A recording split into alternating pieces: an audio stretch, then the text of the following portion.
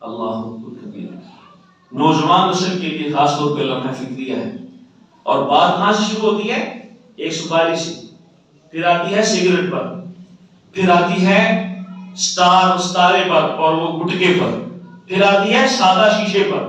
یہ جو شیشہ ہے آج کل، اس میں بھی لوگ بڑا فخری انداز میں اس کو پیتے ہیں۔ آج کل تو علامہ الحفیظ کالج یونیورسٹی کے اندر یہ تو معیوب سمجھا ہی نہیں جاتا۔ یہ جو ٹھنڈا شیشہ ہے لوگ دھواں اڑانے کے لیے کرتے ہیں استعمال۔ اس کے بعد آتی ہے بات پکے نشے پر، اور اس کے بعد آتی ہے بات شراب پر۔ اور یونیورسٹی کے اندر، کالج کے اندر، نائٹ کلبوں کے اندر جہاں ان کے پروگرام ہوتے ہیں، جہاں ان کے ہلے بازی ہوتی ہیں، وہاں پہ اس چیز کو عام اور معمولی سمجھ لیا گیا ہے، حالانکہ یہ ایسی عیب ہے جسے ام الجرائم کہا گیا ہے، جرموں کی ماں کہا گیا ہے اس شراب کو۔ اللہ اکبر کبیرہ۔ بغداد کے ایک عالم اپنی کتاب میں لکھتے ہیں، ایک عورت کسی شخص پر فدا ہو گئی اور اسے تنہائی میں لے جا کر کہنے لگی تیرے پاس 3 راستے ہیں، میرے ساتھ منہ کالا کر۔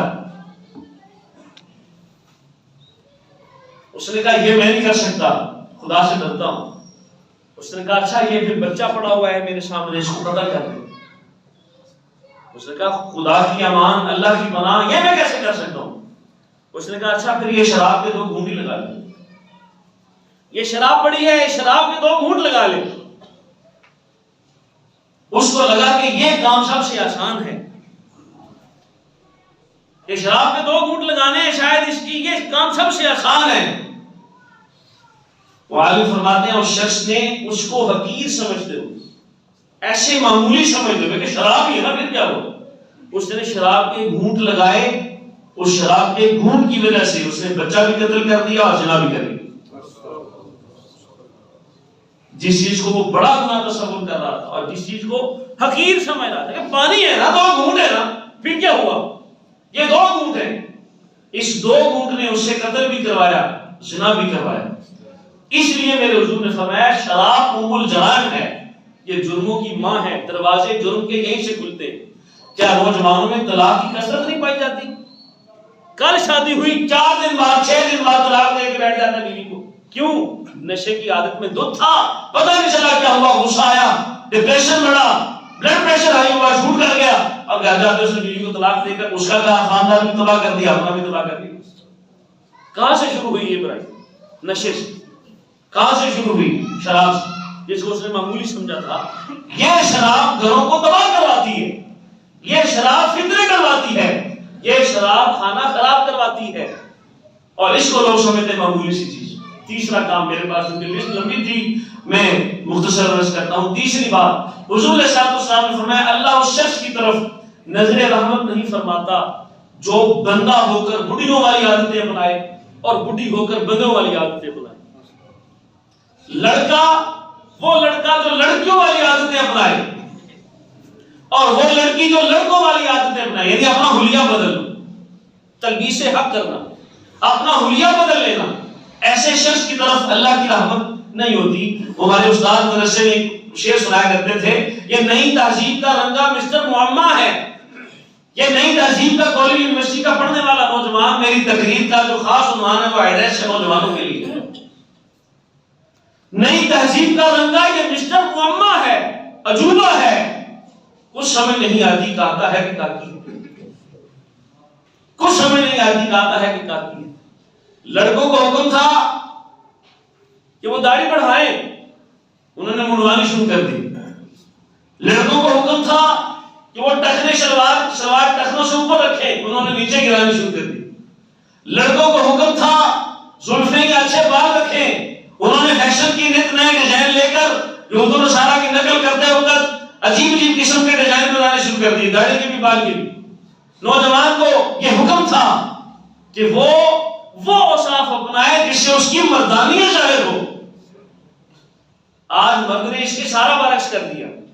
عورت کو حکم تھا کہ اس کی شلوار ٹخنوں سے نیچی ہو، وہ اونچی چلی گئی۔ عورت کو حکم تھا کہ اس کے بال لمبے ہوں، وہ اوپر چڑھ گئے ہیں۔ مرد کو حکم تھا کہ اس کے بال چھوٹے ہوں، یہ زلفیں لگے رکھ کے، وہ بڑے بڑے کندھوں سے نیچے جانے والی زلفیں جس کو دیکھ کر کبھی کبھار یہ گمان ہوتا ہے کہ لڑکا نہیں لڑکی آ رہی، اللہ ماشاءاللہ۔ تو جس نے اپنی شباہت بدل لی، مرد عورتوں والے عادات اپنا لے، عورت مردوں والی عادات اپنا لے، ایسے مرد پر بھی ایسی عورت پر بھی خدا رحمت کی نظر بھی فرماتا، وہ خدا کی رحمت سے معلوم ہو جاتا ہے۔ یہ آج کل کلچر بڑا ہے، بال میں ڈلوانے کے لیے کان بنوا لینا، گلے کے اندر لاکٹ اور چین ڈال لینا فیشن کے نام۔ حالانکہ یہ زیب و زینت صرف عورت کے لیے اجازت دی گئی ہے کہ وہ زنجیر پہن سکتی ہے، وہ دھات کو بھی پہن سکتی ہے، وہ اپنے گلے میں لاکٹ پہن سکتی ہے، وہ جناب ہار پہن سکتی ہے، یہ عورتوں کو اجازت دی گئی۔ اور مرد اس چیز کو بڑے فخر کے ساتھ کر رہے ہیں، کان بنوانا، جناب والا وہ کان کے اندر بالیاں ڈلوانا، اور یہ شباہت ہے۔ وہ کام جو عورتوں والے ہیں مرد نہ کریں، جو مردوں والے ہیں وہ عورتیں نہ کریں۔ ایسا شخص جو اپنا حلیہ تبدیل کرتا ہے اس پر خدا نظر رحمت نہیں فرماتا۔ اور آخری بات جو میرے ذہن میں تھی، نسب بدلنے والا شخص، وقت چونکہ وہ مختصر ہے، ختم ہو چکا ہے، میرے پاس دامن میں گنجائش نہیں ہے، ایک لفظ اور سن لیجئے، وہ شخص جو اپنا نسب بدل لے، جو اپنی قوم اور اپنی ذات بدل لے، وہ اپنا نسب کچھ اور ہے، رائی بتایا میں سید ہوں، ہے راجپوت بتایا میں سید ہوں، صرف اس لیے کہ لوگ میری عزت کریں، صرف اس لیے کہ مجھے کوئی کم تر نہ سمجھے۔ یہ ذاتیں، یہ قبیلے صرف انسان کے تعارف کے لیے بنائے گئے ہیں، کسی کم تری کے لیے نہیں۔ اللہ کی نظر میں بندہ وہی اچھا ہے جو متقی اور پرہیزگار ہے۔ یہ رنگ، نسل، علاقے، زبان یہ ہم نے اپنے تعارف کے لیے بنائی۔ کوئی اگر کم ذات میں آ گیا جسے لوگ کم ذات سمجھتے ہیں، ذاتیں کوئی بھی کم نہیں ہوتی، لوگ سمجھتے ہیں جن کو لوگوں نے معیار بنا لیا ہے کم ذاتوں کا، اگر کوئی ایسا شخص اس سے تعلق رکھتا ہے تو وہ بتانے میں آر محسوس نہ کرے۔ اگر اس نے اپنا نسب بدلا، اللہ کی بھی رحمت، اللہ کی بھی لعنت ہے، فرشتوں کی بھی لعنت ہے، اور حضور فرماتے ہیں ساری انسانیت کی لعنت ہے اس پر جس نے اپنا نسب تبدیل کر لیا۔ اور لوگ آج کل یہ بڑی تیزی کے ساتھ کر رہے ہیں، خاص طور پہ خاص طبقہ ہے جو مراسیوں کا طبقہ ہے، وہ نعت خواں بھی بنا ہوا ہے اور سید بھی بنا ہوا ہے، علمان الحفیظ۔ ایسے شعبہ والے لوگوں سے ہمیشہ بچنا چاہیے جو عزت کمانے کے لیے اپنا نسب بدل لیتے ہیں اور خاندان بدل لیتے ہیں۔ اللہ تبارک و تعالیٰ میرے چند جملے اپنی بارگاہ میں قبول فرمائے۔ وما علیہ الا البلاغ۔